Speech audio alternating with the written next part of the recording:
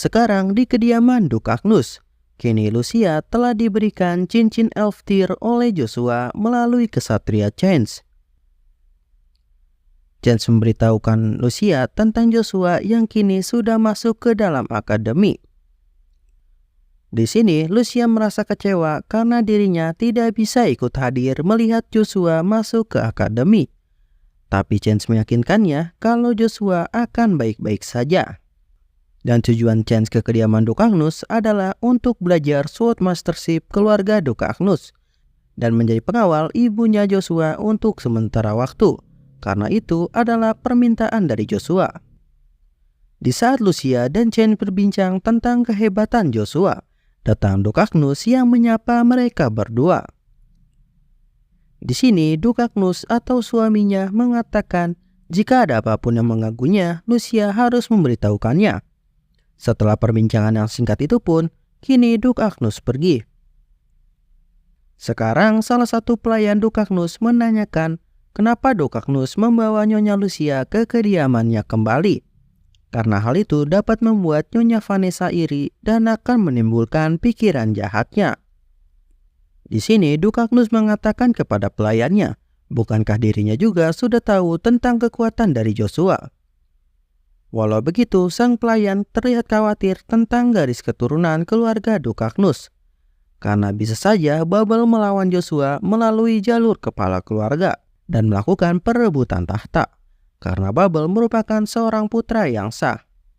Jika Joshua menerima nama Agnus, maka keluarga Duke Agnus dipercaya tidak akan damai. Tapi Duke Agnus berpikir apakah benar legitimasi atau hak kekuasaan ditentukan oleh keturunan. Dan Duke Agnus sekarang lebih ingin mengawasi semuanya sedikit lagi. Setelah kelas pertama di akademi selesai, kini Joshua, Agaret, dan Icarus pergi bersama. Dan menurut Joshua, temannya tersebut sudah terkenal di akademi dari awal, dan dalam maksud yang kurang baik.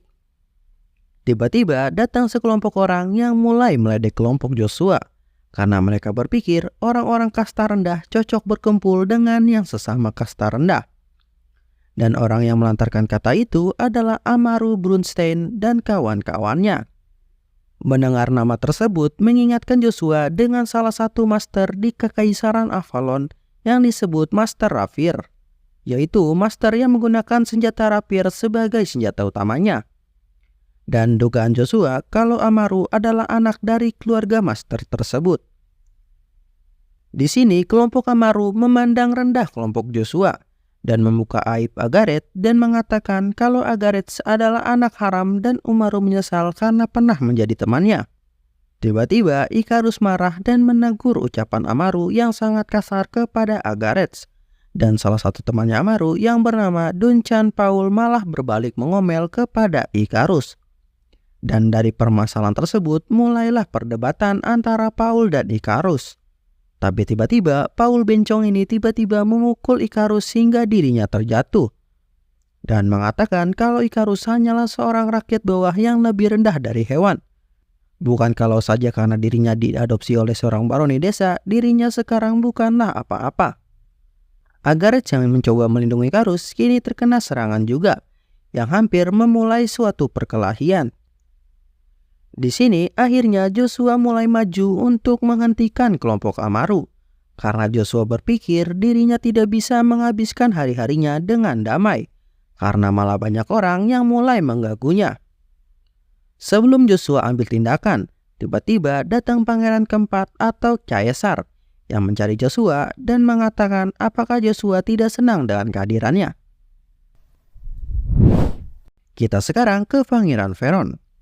Pangeran Veron memberitahukan Sir Muku kenapa pangeran keempat seolah-olah kenal dengan Astur dan menganggap kalau Astur mempunyai suatu rahasia yang disembunyikan. Dan ketika dirinya mencari informasi tentang Astur, dirinya tidak dapat mengetahui apa-apa tentang Astur maupun keluarga Viscount Venderick.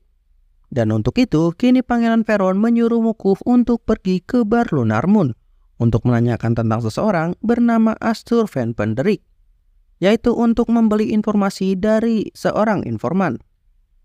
Mendengar hal itu, Muku berpikir dirinya tidak dapat melakukan hal tersebut. Terlebih lagi Joshua telah membuat kesepakatan dengan dirinya. Sebagai ganti mengembalikan cincin daun ring milik Pangeran Veron, Joshua menyuruh Sirmuku untuk meminta maaf ke keluarga Rebecca dan berjanji agar dirinya tidak mencari informasi tentang Joshua. Dan Sirmuku pun berjanji kepada Joshua untuk melakukan hal tersebut.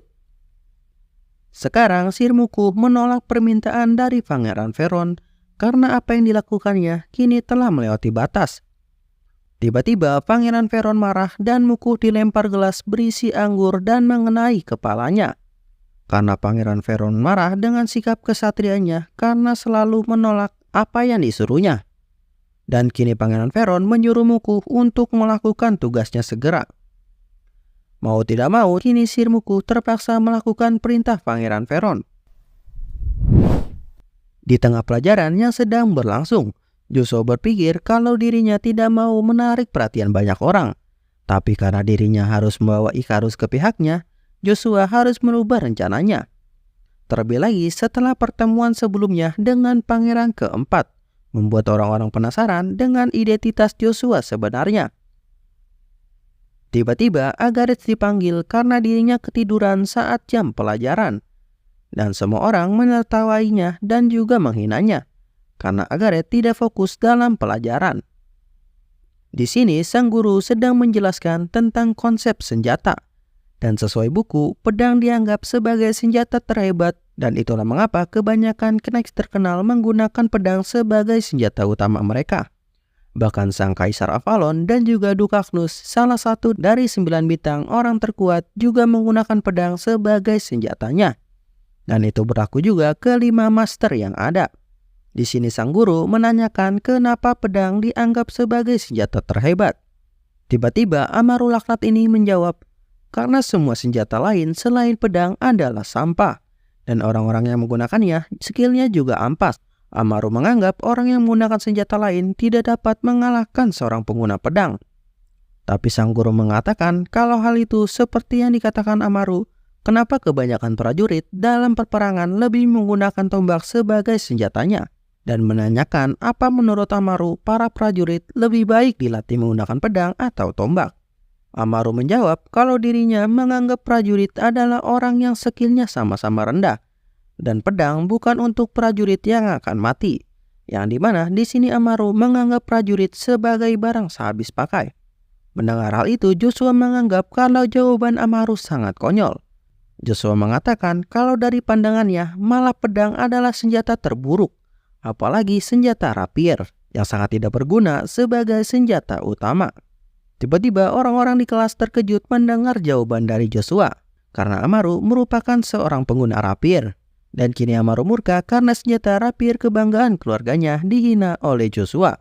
Sang guru tidak membenarkan adanya suatu perkelahian antara sesama murid. Tapi karena Amaru tidak bisa mentoleri ucapan Joshua, dirinya tidak dapat menahan amarahnya. Di sini Joshua mulai memanasinya kembali dan mengatakan, jadi meremehkan senjata yang kau gunakan dianggap sebagai penghinaan, sedangkan dirimu sendiri meremehkan senjata yang digunakan orang lain.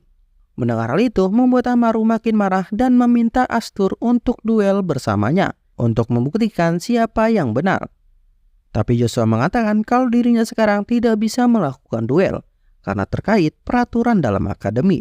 Tapi sebagai gantinya, duel itu akan dilakukan saat praktik sparring.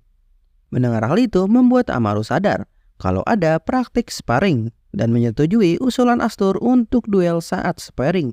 Sekarang Amaru meminta izin kepada sang guru untuk diadakan duel saat kelas sparring besok, yang membuat sang guru tidak dapat apa-apa selain menyetujuinya, karena Amaru berasal dari keluarga Stein. Dan begitulah deklarasi duel antara Joshua dan Amaru dimulai.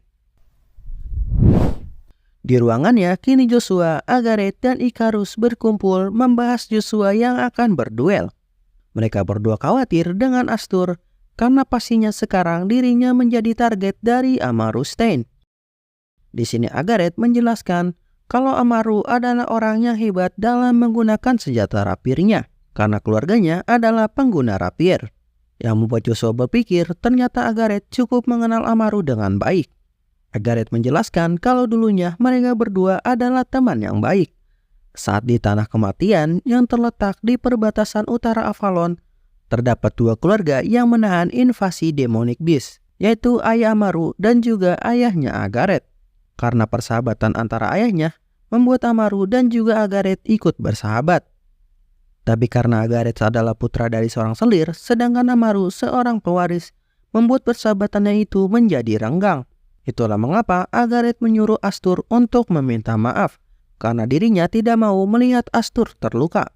Di sini Astur atau Joshua tidak mau melakukan hal tersebut, karena dirinya menganggap kalau seseorang yang lemah bukan berarti dirinya meminta maaf atas kesalahan orang lain. Dan dirinya tidak seperti Agaret yang hanya diam saja. Mendengar hal itu, Ikarus mengatakan kalau Agaret hanya khawatir kepada Astur. Tapi Joshua mengatakan kalau alasan bukanlah sebuah jalan melainkan hambatan untuk kemampuan sendiri. Tidak ada orang yang dapat merubah nasib kecuali dirinya sendiri. Dan berpeganglah teguh dalam keyakinanmu sendiri, agar kamu tidak hidup dalam bayang-bayang orang lain. Setelah mengucapkan kata-kata keren tersebut, kini Joshua meninggalkan Agaret dan Ikarus. Sekarang Sir Mukuh ke Bar Lunar Moon untuk mencari informasi Astur Van Penderik, sesuai perintah yang diberikan oleh Pangeran Veron. Di sini Sir Mukuh bertemu dengan informan Jiro. Sir Mukuh mengatakan kalau dirinya perlu informasi tentang Astur yang kini mendaftar di Akademi Avalon. Walau Jiro tahu siapa yang dimaksud oleh Sir Mukuh ini, tiba-tiba membuat Sir Mukuh menginginkan informasi tersebut dan mengatakan kalau dirinya akan memberikan uang yang banyak kepada Jiro jika dirinya diberitahu tentang siapa sebenarnya Astur. Di sini Jiro bilang kalau informasi Astur sangatlah mahal, bahkan bagi anggota informan sendiri, karena bagi organisasi Astur adalah orang yang mereka perlakukan khusus. Seketika itu juga membuat Sir Mukuh sangat terkejut, karena pastinya ada rahasia di balik Astur. Walau mengetahui harga yang mahal, Mukuh masih tetap ingin informasi tersebut. Untuk itu, Jiro meminta uang sekitar 1 juta gold kepada Mukuh, karena informasi tersebut sangatlah berharga. Mendengar harga yang begitu mahal, Mukuh semakin penasaran akan identitas Astur. Tapi karena harganya yang setara pendapatan 1 tahun kota, membuat Mukuh hanya bisa terdiam.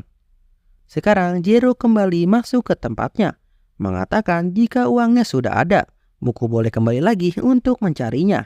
Yang dimana di sini kita tahu kalau sebenarnya Jiro sengaja menaikkan harga informasi tersebut, karena organisasinya juga berani investasi untuk keberhasilan Joshua sebanyak 1 juta gold. Dan tujuan Jiro juga agar Pangeran Veron berhenti untuk balas dendam kepada Joshua, karena Joshua adalah orang yang kuat.